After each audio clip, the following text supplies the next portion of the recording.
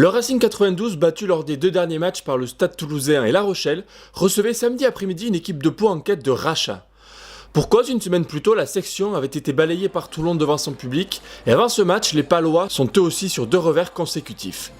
Cette rencontre est également l'occasion de rendre hommage à François Moncla, ancien joueur des 2 équipes, avec la création d'un trophée qui porte son nom. À l'Arena, le Racing commence par engranger les points lorsqu'il se présente. Après une faute bernaise sur une touche dans les 40 mètres adverses, les joueurs de Laurent Travers bénéficient d'une pénalité. Le manager francilien indique les poteaux et le demi d'ouverture écossais Finn Russell ouvre le score 3-0.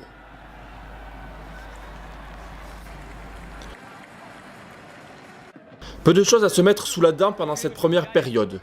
Russell à la demi-heure de jeu a passé une nouvelle pénalité, Thibaut Daubagna lui a répondu dans la foulée et les 2 équipes rentrent au vestiaire à la pause avec un petit score de 6-3. A la reprise, le Racing tente d'accélérer. Sur cette action, Gaël Fickou, qui dispute son premier match de la saison, croise avec Warwick Guélant. L'arrière francilien trouve une brèche, rentre dans les 22 mètres et veut servir Norlan Le Garec, mais Clément Laporte tente l'interception. Vivien Praderi arrête le jeu et sort un carton jaune à l'encontre de l'arrière de la section. On revoit la percée de Guélant et la faute de Laporte qui laisse ses coéquipiers à 14 pendant 10 minutes. Aux yeux de M. Praderi, l'arrière de Pau n'a pas la possibilité d'intercepter le ballon et vient ici casser une action dangereuse. Finn Russell en profite pour redonner 3 points d'avance à son équipe, Racing 9, Pau 6.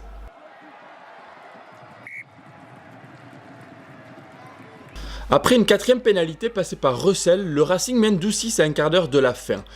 Moment choisi par Donovan Taufifénois pour relancer ce ballon depuis ses 22 mètres. L'ailier francilien fait parler ses crochets avant d'être repris sur la ligne médiane. Antoine Dibert sort vite le ballon. Yannick Tarrit arrive lancé dans l'intervalle et fait progresser son équipe. Il y a une nouvelle libération rapide, puis Finn Russell lève la tête et tape une superbe diagonale.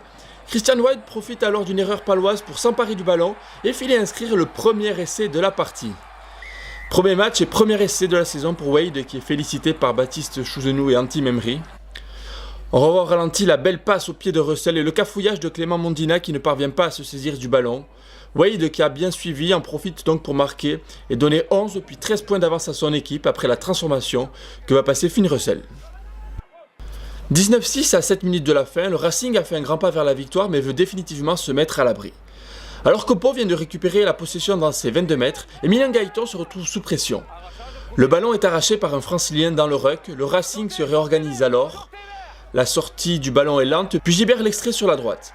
Il cherche Gaël Fickou qui feinte la passe, prend un intervalle et s'en va inscrire le second essai de son équipe. Retour gagnant pour Fickou qui avait manqué le début de la saison à cause d'une blessure à la cheville et au genou. Avec cet essai, il scelle la victoire de son équipe. On se repasse cet exploit personnel du centre international. Sa feinte de passe trompe 2 défenseurs, puis il résiste au retour de Martin Puech. Deuxième essai de l'après-midi pour le Racing qui a néanmoins dû attendre la 73e minute pour faire définitivement le break au score. Thomas Domingo et Sébastien Piccheroni n'ont pas le sourire. Pour cause, Pau se dirige vers une 3e défaite consécutive.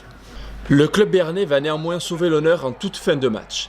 Après cette touche à 6 mètres de l'embut, Jordan Joseph charge la défense adverse, progresse à l'impact et résiste aux franciliens avant d'être bloqué. Tel un avant, l'ailier Eogan Barrett vient prendre le ballon pour finalement marquer le premier essai de Pau. 26-11 avant la transformation, la section doit marquer au moins 2 fois pour rentrer dans les clous du bonus défensif. On revoit l'essai de Barrett qui profite d'une erreur de la défense du Racing. Clément Mondina va ensuite assurer la transformation, mais Pau s'incline à l'Arena 26-13.